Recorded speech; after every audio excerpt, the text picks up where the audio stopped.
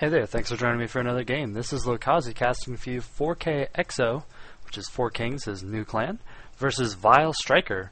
Vile, of course, a very prominent team, and it seems like all of them are Zerg. vileStRyKeR, vileSPinishua, vileHawk, tons and tons of Zerg from the Vile team.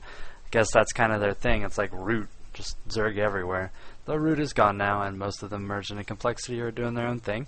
Speaking of Complexity, Grandmaster recently got picked up by them, becoming their third Terran, along with Druby and Starlife, maybe? I don't remember who their other Terran is. So big congratulations to him. Hopefully he'll be shooting me some replays so I can be casting that. I'm sure I won't be able to cast their internal practice games as they get ready for tournaments, but maybe some of his latter games, stuff like that I could pick up and see.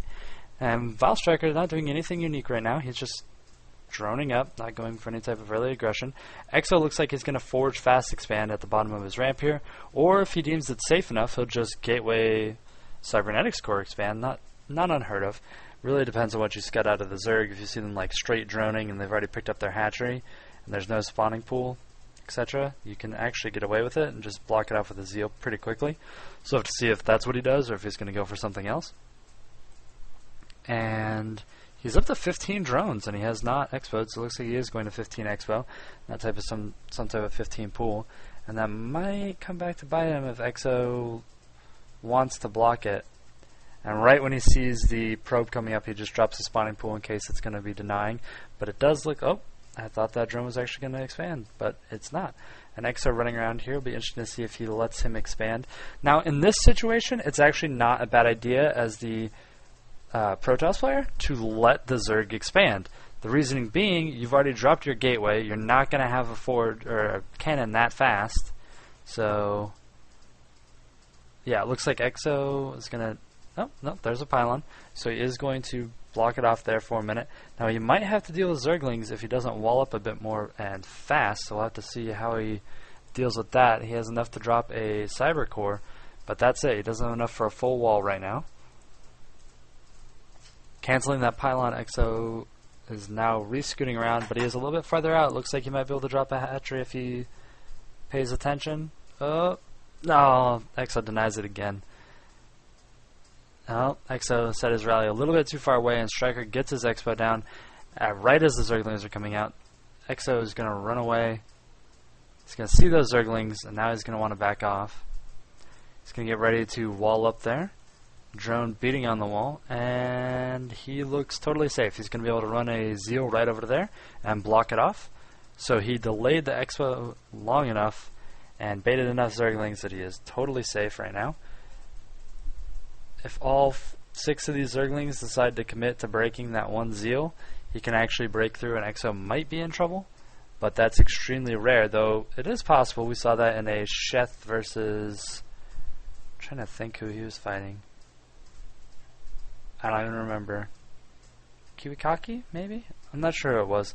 It was on Zelnaga Caverns in the NASL. He actually committed to it and killed the Zeal at the top of the ramp and got in. It was kind of funny. Did a lot of damage there. FourKExO building a stalker. It's rallied out behind there, so it's going to be able to shoot these Zerglings and drive them away. Forward, no damage.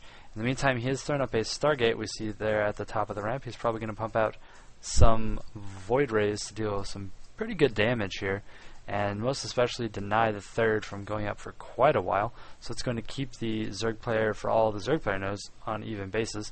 Though FourKExO is doing a good job. He is scouting down here. He's going to see that there's no expo up for FourKExO, so he's going to be thinking, oh, there's got to be some type of tech because there's no expo going on. So he's going to start preparing for all of the crazy things Protoss can do at 6 minutes through 7:30 probably-ish if you're rushing for fast ETs. 6 minutes is when a Roach Horn is actually going down. That's kind of interesting. I would have probably gone with an Evo Chamber right off the bat, because all the sneaky, devastating things Protoss can do to a Zerg are all countered by Spore Colonies. They either give you detection for fast ETs, which come from, like I said, 6 minutes 30 seconds to about 7:30, or they come in the form of a Void Ray, like we see here, at about the 6 minute mark. It looks like that Stargate finished, and that was only pumping out one Stalker. He didn't start his Warp Gate tech till after, etc., etc. So at 6 minutes you can assume that a Void Ray could start being built, and probably 6:30 depending on positions, that it could be at your base. So you really want to have an info chamber down by 6 minutes, and then throw like a Zergling at the ramp, and depending on what you see at the ramp, like if you see in this situation a Zeal and a Stalker, which is what was up, and the expansion hasn't been dropped down, you know there's some type of heavy tech, so you want to go ahead and defend for that right away. And FourKExO's just kind of dancing around with these two Void Rays. He needs to start dealing some damage. Evo Chamber dropped there, a little bit late. And these Void Rays are not going to do that much, actually. They're going to get driven off. And honestly, he could have done a lot more damage when there was only 2 queens out. That third queen just finished a minute ago. And he probably could have picked off the queen inside the base and really done a nasty amount of damage in there. Shields would have regenerated by the time the next queen popped out, and that could have actually been game-ending because of the late reaction time of Striker. But as it is, Striker is now throwing up spore colonies in his expansion and his main, so he's going to be a little bit safer from that. FourKExO's expansion's almost done here with the Nexus. Really, that's what he wanted to do. He wanted to be able to safely expand and keep on the same number of bases and threaten there. And it looks like these Void Rays have 6 kills. Wow, there's 8 kills between those 2 Void Rays. And I think there was like 3 Zerglings out of it. They were out on the field, and then the rest have been drones, maybe an Overlord or 2. Looks like they're about to pick off another Overlord, actually. This one floating out here is probably going to get picked off. Yeah, it looks like it is going to get picked off. 2 Spine Crawlers moving to the top of the hill there. And FourKExO picks off another Overlord. In the meantime, these Void Rays are just sharking around right outside the base. They gotta be careful though. Taking shield damage is fine, but gotta be real careful. And the Overlord, Sacrifice Overlord, is throwing itself through the middle of the base. It sees this robo facility, and it knows that Colossus Tech is upcoming. It sees research going down on the Forge and getting boosted.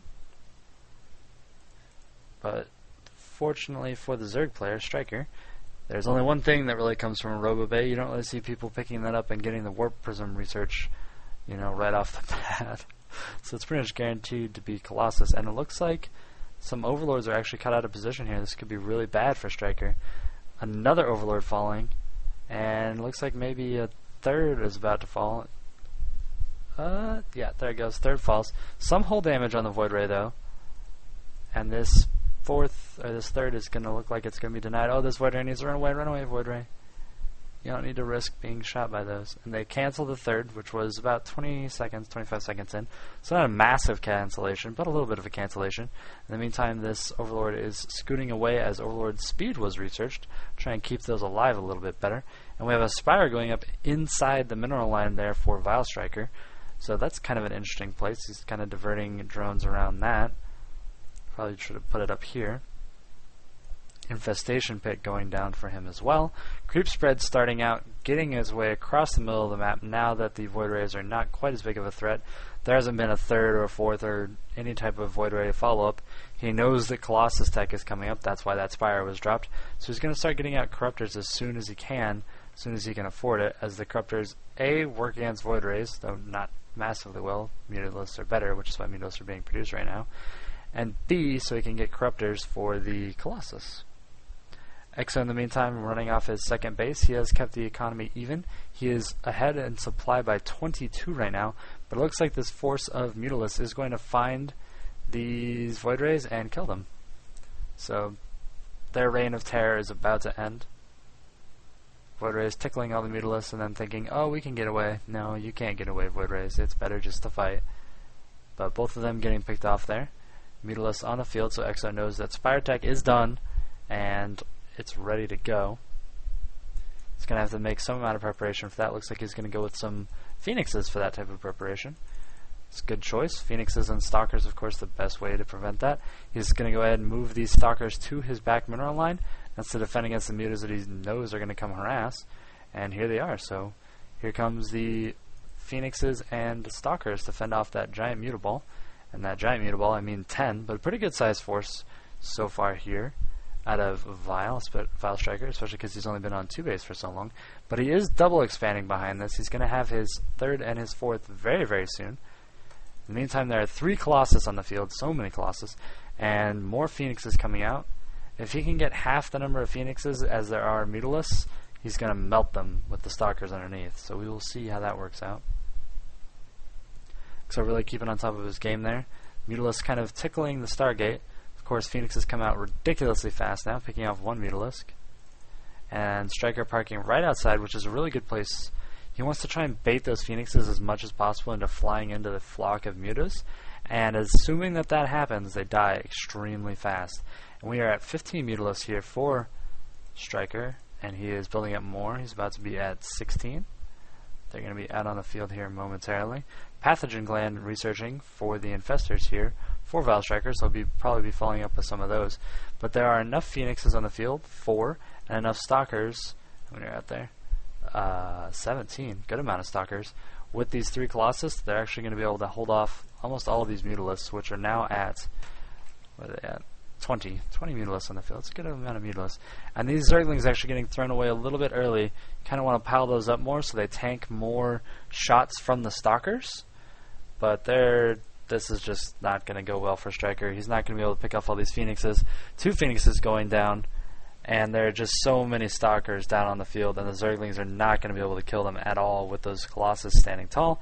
All 3 Colossus left alive. They're going to be able to push, and Striker calls a GG here versus FourKExO. EXO takes the game here on Shakura's Plateau. We saw really good Void Ray harassment at the beginning of the game out of him. He was a little bit timid with them, but that's okay. As long as you get the economic advantage of keeping the Zerg on the same number of bases as you, that's the safe way to play it with the Void Rays. Yeah, he maybe could have charged in there, but that's me speaking from the overview of he could have done this. EXO doesn't know that. He doesn't have perfect scouting. It's not really possible. Throwing the Void Rays in there, he could have actually run into Spore Crawlers and died.